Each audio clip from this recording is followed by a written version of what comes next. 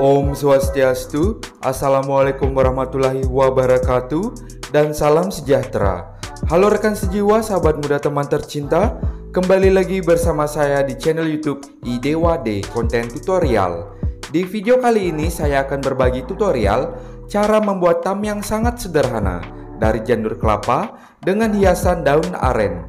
Tamiang ini model Tamas sehingga lebih cepat mengerjakannya. Ikuti teknik saya dan tonton videonya sampai selesai agar mengerti dan paham cara mengerjakannya. Bagi yang baru bergabung dan menemukan channel ini, jangan lupa dukungannya agar lebih berkembang. Like, comment, share, dan subscribe. Aktifkan lonceng notifikasinya agar tidak ketinggalan video terbaru dari saya. Oke rekan sejiwa, sahabat muda, teman tercinta, mari kita simak tutorialnya.